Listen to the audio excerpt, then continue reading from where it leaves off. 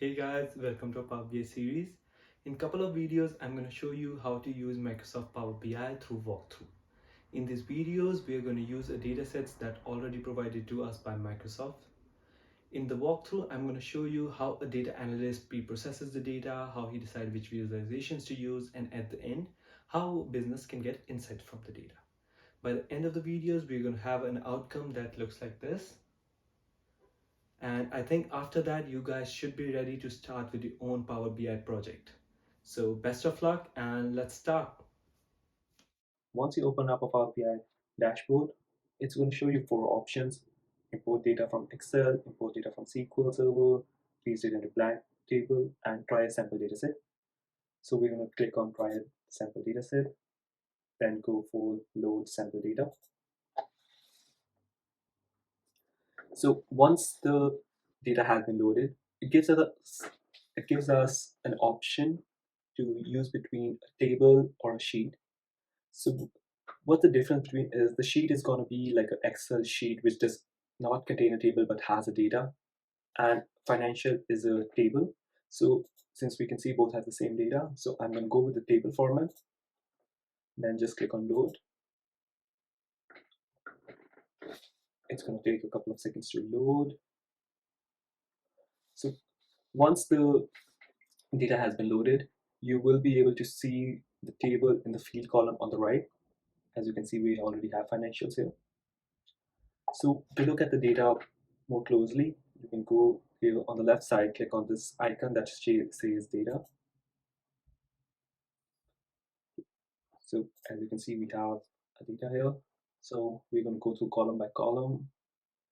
So first column is segment. Okay, so it gives us quite a different segments the data has been divided into. The next one is country. I think it's the like where the data is coming from, which countries are involved.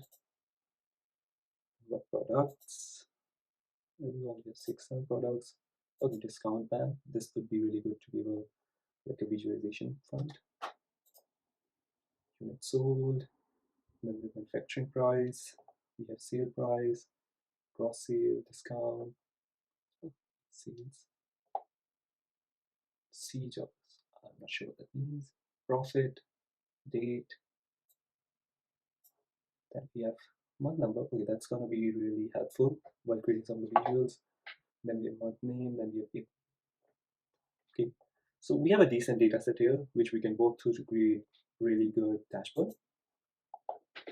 So the first thing I usually like to do is see how my like the front is going to look like.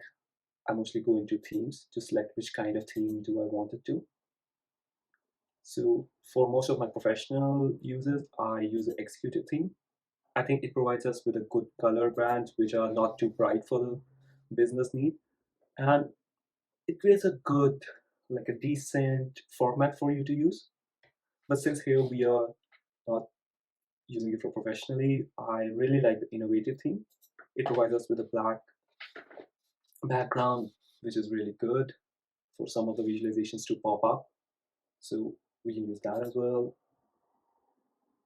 Then there's temperature, solar, storm, sunset. High res is another good one. High contrast, I think, goes a little bit on top. Virgin, blue, default. Okay, how about I start with the default? If at some point we want to go to something else, I think we might go to innovative or executive in the classroom. So let's start the default one. So for the start, I like to create a heading for the dashboard. So I can go into like more visuals. We have, okay, now this one. Let's go into insert. Let's create a shape just for the heading, the back. I'm going to create like this. I don't like the color. It's too bright for me. So we can choose style, then color, and choose something light.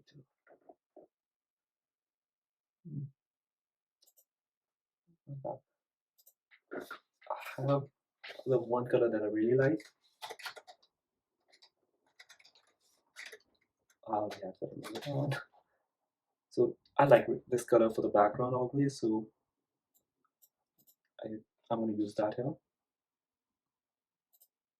Now, sometimes there's going to be a lot of visualization, so you feel like you want to change the page layout. So just click on an empty space in the page, then go here. You can see there's page information, there's canvas setting. So here, if you go to it's divided really good, 6 by 9, that's going to be like a good layout for using at most of the desktop. However, I think that's too small. So what I mostly do is I try to keep the ratio nearly the same, but increase it by a little. So maybe I'll go with, how about 850 height, and let's create it by 1450, 1460. So there you go. It gives us a big like page layout, so we can do various things. Okay, now I want to write the name of the dashboard. So there's two ways of writing a name. One is simply I can add a text box and start entering things. However, text box has some limitations, like it's really difficult to move it. Yeah, I'm able to do it right now, but it causes a problem sometimes.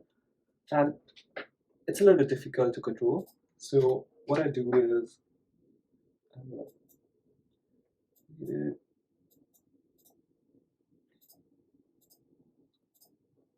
whereas I'm going to use a button, I'm going to use a black button. So I'm going to bring that center, extend it. That's good. Rotation, we don't want it. Style default, that's good. Then we go to general, properties. I think position we just selected. We don't need advanced. We don't need a title as well. It's going back. So now what I want is I want to add a text like whatever the heading is going to be. So maybe I will just write financial data. Let's change the color. Let's put it white. Let's increase the size of it. I think it's too small. Yeah, that seems good. Yeah, I like this text format as well. I'm gonna keep it. Okay, but as you can see, there's a grid outside. I don't like using grid here. So I'm gonna remove that.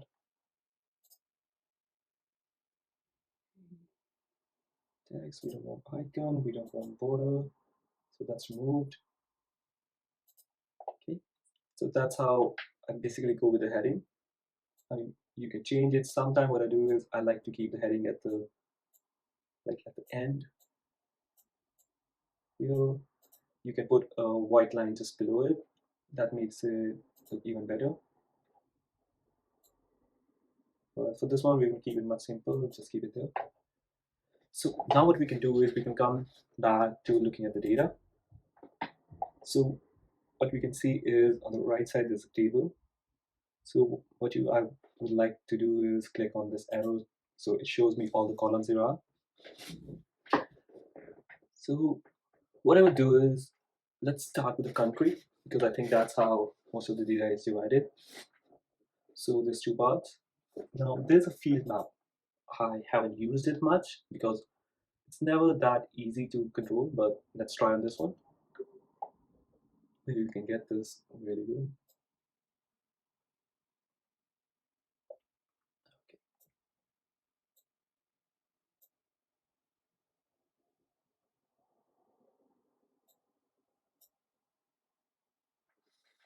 Okay, it's giving us the color, but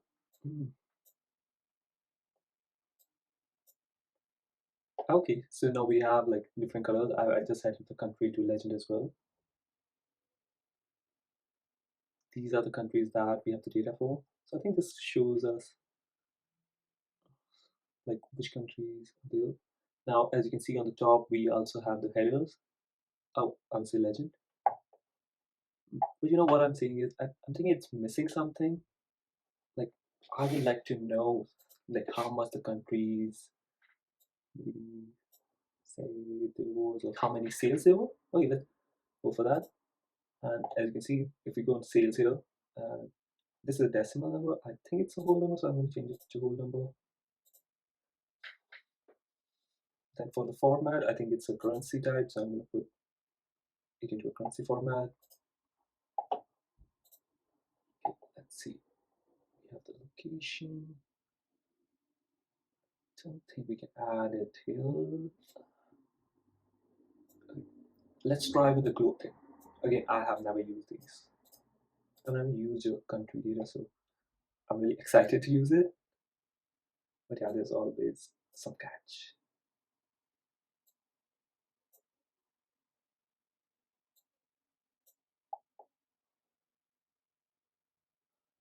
I think this is good.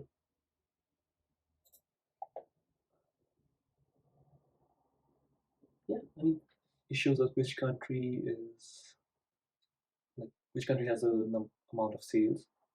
I think the size of the circle represents the size of the sale. This is good.